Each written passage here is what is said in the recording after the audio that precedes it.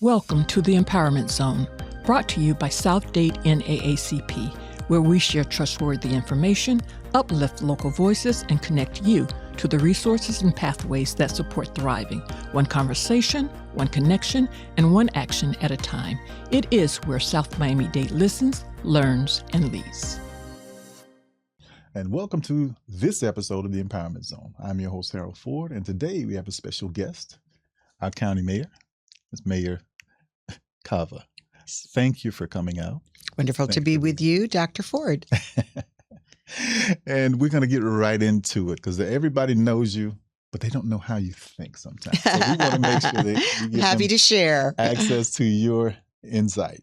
With that said, as Miami-Dade County Mayor, and as you're preparing for this upcoming budget cycle, what are three greatest challenges facing the county today? Yes, indeed. Well, we are in the budget season, and that is always a challenge because the budget is the most important policy item that is passed by the county, how we spend your money. And it's a challenging year, so that is very important. We are also facing the possibility of major property tax reform, which will fundamentally change local government if it is passed by the voters by 60%. It's a constitutional amendment. And all of that, we have to make sure that we're taking care of our people, that we're doing it in a way that makes sure that people can continue to live here because the cost of living is so high and a challenge is so great, that we're protecting our environment. That includes our drinking water, our bay, which is our economic lifeline, and our critical infrastructure like our airport and seaport that really make sure that our economy stays healthy. And this past Monday, I was able to attend your presentation as far as the budget, and you talked about some shortfalls that were coming up. Yes. Can you please elaborate a little bit on some of the shortfalls? I know this year it's one potential number, then the next year it almost doubles, and that's concerning. And I think the people need to know. That's if property tax reform does pass. Then we would be facing in the order of $350 million less to provide those basic services that everybody wants and relies upon, and then in the following year, double that. It almost so, and then even more in future years. So we are looking ahead. We are needing to look at the impacts that could be and letting people know about that. But in the short term, we have to get a budget out by July 15th. So to come out with a balanced budget, which is our obligation, we can't print money. Correct. We have had to do some real belt tightening. Thinking about this, everything goes up that you buy in your household. Yes. And in our case, cost of salaries also goes up because we have the majority of our workers are in union contracts that have built-in raises calculated because of the high cost of living. So those things together represent about a natural 8% growth in cost in those general fund budgets, but which are property tax funded. So we've told those departments, almost all of them, they need to keep at 3%. So that means they have to make some very serious cuts to not grow at the 8% and to stay at 3%. So we are going to be presenting a series of belt tightening cost savings measures across the county government. On top of that, we now have these 5 constitutional offices, and they all draw from the exact same pot of property tax or general fund revenue, and we're asking them to be conservative as well. We can't just grow as we would like. We have to grow responsibly and balance within our budget. So there will be some hard choices to be made. Right. And the odd aspect of it is we're growing as a county. More people are moving here. Well, in actual you're building fact, a lot of units. The population is shrinking. Is it? It is. For one thing, people are leaving because of the high cost of living. If your housing costs have gone up as much as 50% and your salary's not so much, then you may just decide you can no longer afford to live here.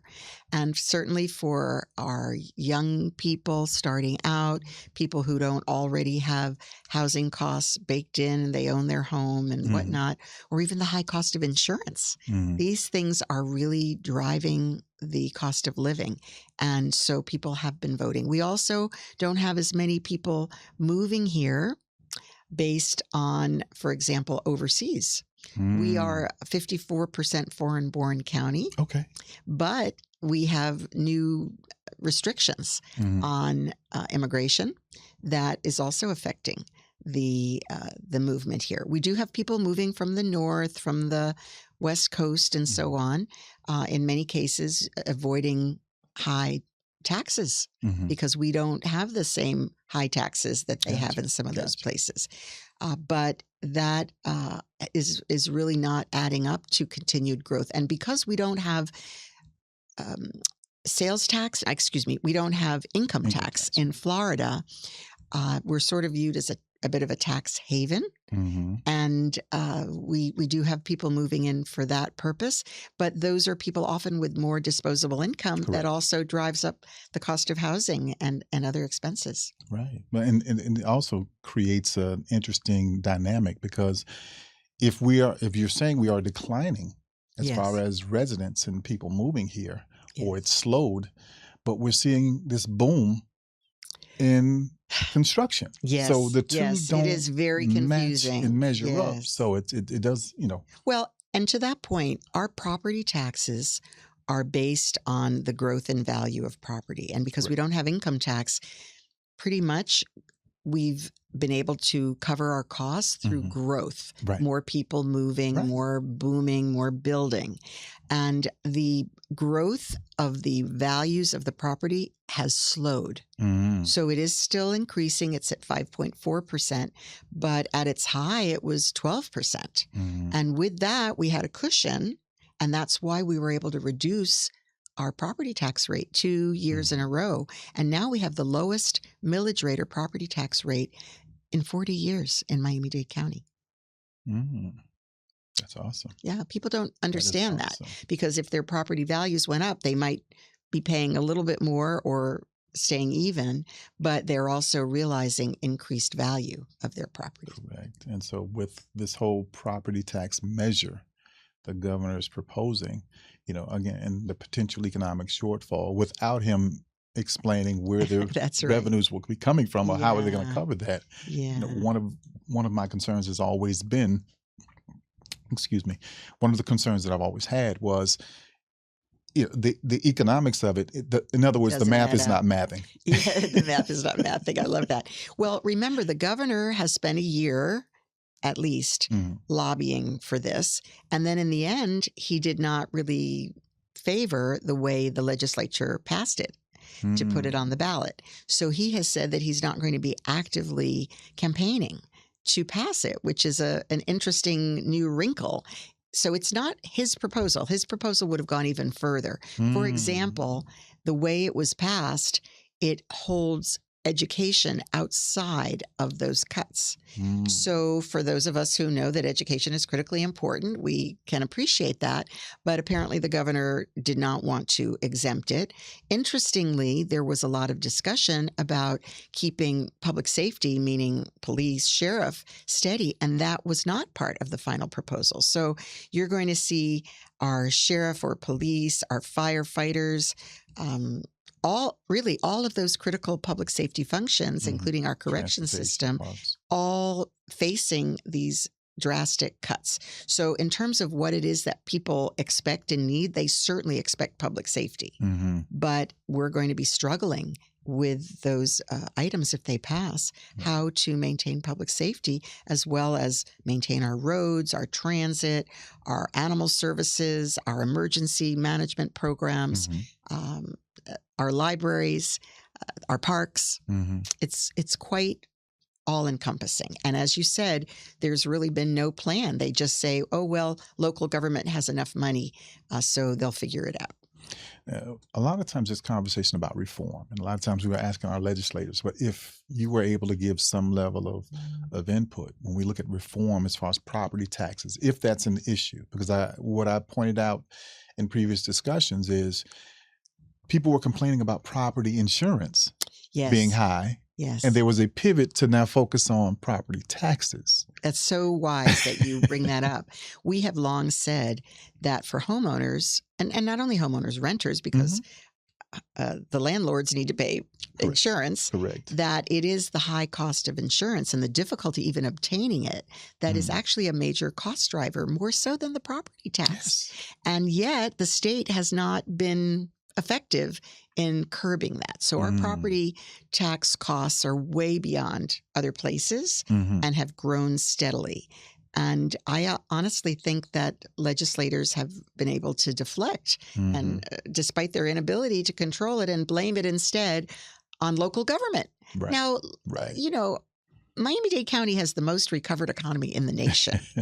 And we have a very high quality of public service that people have come to rely upon. And even with that, people are clamoring to do more roadway improvements or more transit, different things that they want that the property taxes just cannot support. So it's very easy for people to criticize local government and not provide any alternatives. Yeah, and like I said, it's.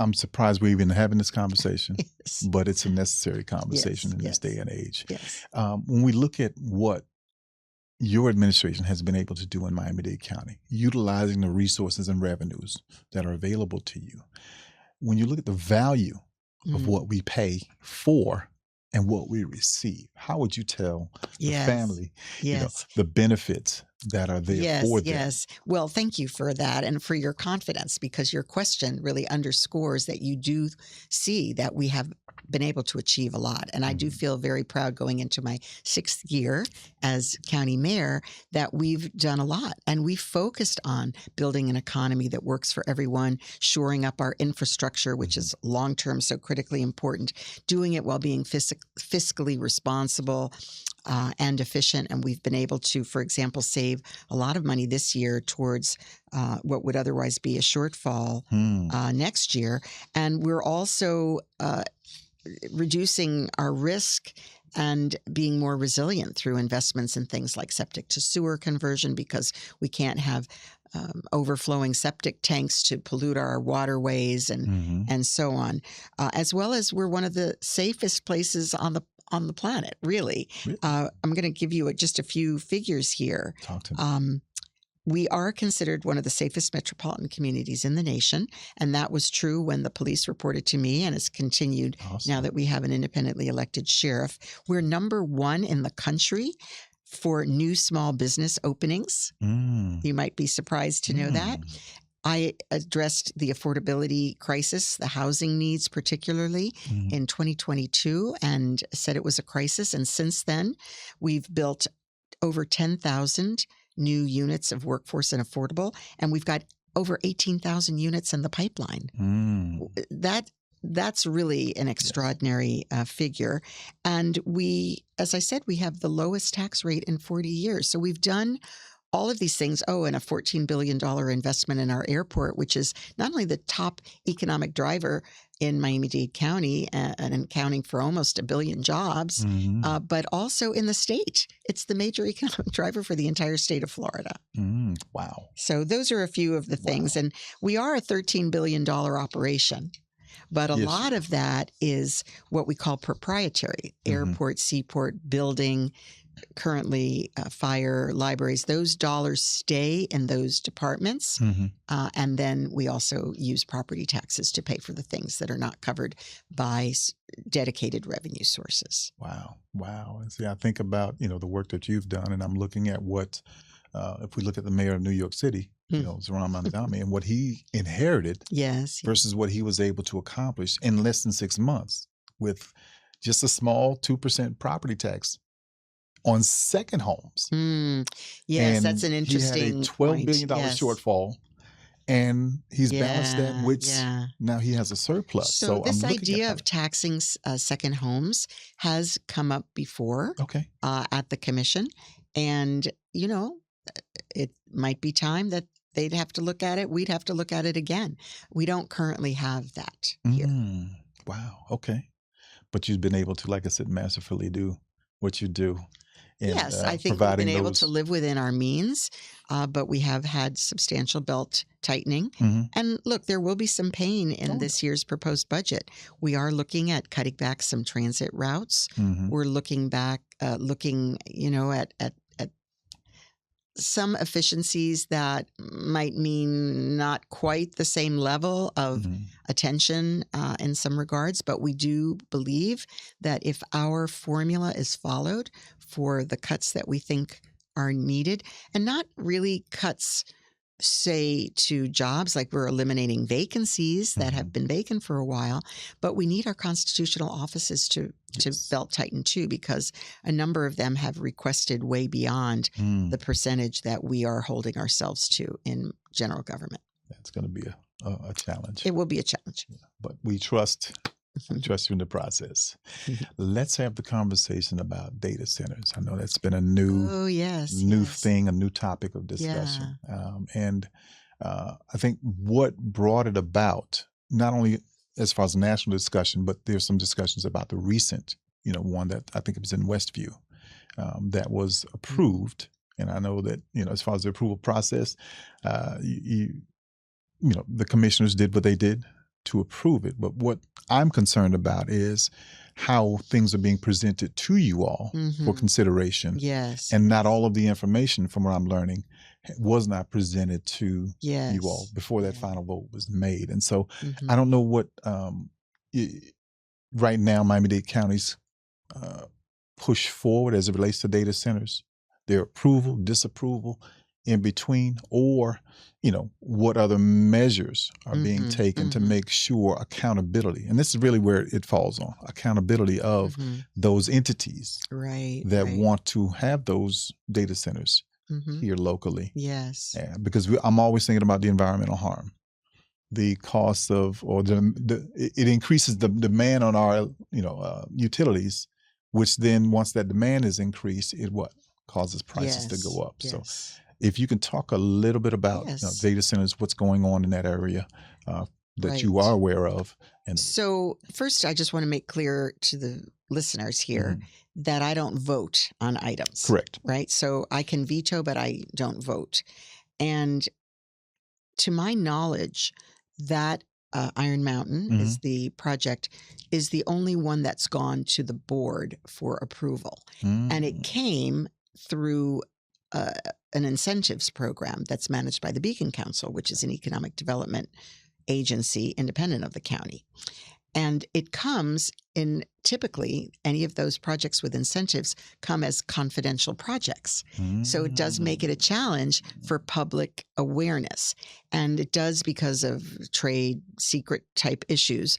So they might be briefed. Okay. The commission would be, but it wouldn't have the same amount of public disclosure. So we are very aware that data centers are under scrutiny everywhere for their high energy usage and water usage. And some places are pushing back and not allowing them or adding extra requirements. We're looking at whether we could change local zoning laws to have more scrutiny, because right now there's no category for data centers. Gotcha. It just comes as a commercial property zoning application. Correct. So the fact that it might draw more water or energy usage is not really a factor in that review. So we're looking at whether that's something that could possibly be changed by the commission. They'd have to change the rules. We're also looking at whether there could be more public awareness and scrutiny, despite if there's this incentive that comes along.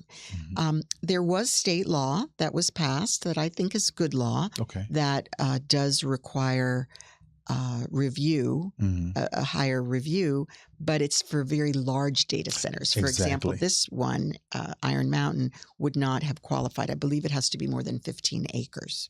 And we don't have a lot of parcels here that are available at that size. Correct. So it's not likely to fall under that new state policy. We are also looking, I've asked my energy team across county government, because we have many departments that are involved in energy usage, to look at the impacts of data centers and come up with any recommendations for us to move forward, along with the zoning questions. And, I will note that there is a siting, FPL, which is our main energy provider in most of Florida, has put in a request for some new power lines. And with that comes the opportunity for public discussion about the siting of the power line. So we're looking at whether we can convene a public conversation about it. It's not about data centers per se. It's about power and usage and the need for power. But we all know that data centers are driving an increased demand for power. Right. And so one of the major concerns is environmental impact. Exactly. Because of the runoff and the pollution to water. And the fact that we sit on an aquifer that, God forbid, if the lead, the mercury, or the cadmium gets into that, now we have a major problem, as it relates to that. Well, we do have, for sure, any zoning application does look at environmental implications, and that is always studied. When a project is approved, it's not the same as zoning approval. So the project that was approved was about the incentives, and then any business has to go and get site approval. So I don't even know the status of that particular zoning application. So it would be something to look at. Gotcha. And it's definitely something that we're watching, because again, when you read and you study and you learn about the impact, the environmental impact, and the damage that's done, last thing we need is our aquifer to be contaminated, and then we got even a major problem. Because I haven't even heard of, how do they clean up in other places? Those particular situations. Those are really important questions. I was initially talking just about the water usage. Gotcha. And we have a lot of places in the country that are not prepared to allow their water supply to be diverted for that purpose. So, a lot of implications that you're raising. Well, again, I thank you for at least putting it on the radar. Yes, so that hopefully, we'll keep monitoring that as well. As we kind of prepare to, close things down and conclude this particular interview, and I thank you again for your time. Want to bring back home the budget. And what can people expect moving forward? If you got to tighten things here due to one thing, would there be a need to raise, taxes in other areas to try to, again, help deal with the shortfall? Well, there are things that we've proposed in the past that have not gained support from the commission. For example, gas tax. People talking about, of course, now with the price of gas because of the Iran war situation, just unsupportable. But we are not collecting the full amount in gas tax that we are allowed to under state law. Gotcha. So that's something that could subsidize transit. And our transit system is not sustainable long term. We don't charge enough at the fare box to really cover the cost of transit. Correct. So that is a challenge. And we're going to get by this year again with a few trimmings that I'm sure will be controversial, but we just don't have the money to pay for it. Gotcha. We're proposing to tap a source that's called the TID, which is money that's generated along transit corridors by the increased property value around the corridors. So we unfortunately, we're just forced to take that money for that purpose, but it's not a long-term source. And there'll have to be a discussion about how do we pay for transit in the long term. We've talked about fare increase. There hasn't been one in about a dozen years. And we're one of the least expensive transit systems in the country for the individual rider, with a lot of free ridership, which is great. Our seniors, our students have a subsidized rate and so on, our veterans. But can we continue that? Do we need to maybe add a means testing to that? So it's those who really need it, maybe not everybody who was covered in the half pennies that was approved by the voters. So these are questions that we're going to have to grapple with. Or is there another bond program that we would want to consider to make investments in our transportation infrastructure? We did build the South Dade Metro Express service, which has been a great success, has saved up to 40 minutes each direction for some of our riders. Of course, we had all hoped for Metro Rail. much more expensive, would have been much harder to have supported. But the bus rapid transit is really working very well. Mm-hmm. So we are going to have to look at things like that, or a sales tax increase. But these things don't happen overnight, and they have to be approved not only by our elected bodies, but also many times by the public. By the voters, right. Right. And so again, I appreciate, you being attentive to all of these issues and willing to confront them head on. Yes, sir. And so the key to gaining trust in our government is being able to communicate directly with our And we government. want people to come to our budget town halls. We are also in August going to have many, many more opportunities to come out in person, as well as we'll have a lot of virtual opportunity. And so what we'll make sure we do for this episode is we'll make sure that we include the link Very good. so that people can connect to the town hall schedule Exactly. and be advised as to where they can go, when they can go, Well, thank so you. that they can engage with, again, we want people to be engaged. Well, we thank the NAACP for being a huge civic leader, and especially young people. Very proud of the work that you are doing to bring young people into active civic life. Thank you. Thank you. And so with that said, thank you, Madam Mayor. Thank you. Thank for you so sharing much. this time with us. We realize that, hey, amongst the hectic schedule that you run, you did take a few moments to sit down with us, share with the community what the challenges are. That's right. But And not nothing only is that, more but important but than more- communicating with the public. So thank That's you for it. the opportunity. You're welcome. God bless you. God bless This you. is another episode of the Empowerment Zone. Thank you for your time. God bless. Thank you for joining us in the Empowerment Zone, brought to you by South Dade NAACP, where information becomes action, voices become movements, and community becomes change. We hope today's conversation inspired you to stay informed, stay engaged, and stay empowered. Remember, our voices are strongest when they are heard at the ballot box. Voting and voter registration are powerful tools that help shape our schools, neighborhoods, leadership, and future. Encourage someone to register, make a plan to vote, and continue doing your part to strengthen our community. And don't forget to email your feedback, thoughts, and/or suggestions for topics that you want to hear about to podcast@southdade.naacp.org. Until next time, keep listening, keep learning, and keep leading, because together we are building a stronger South Miami-Dade, one conversation at a time.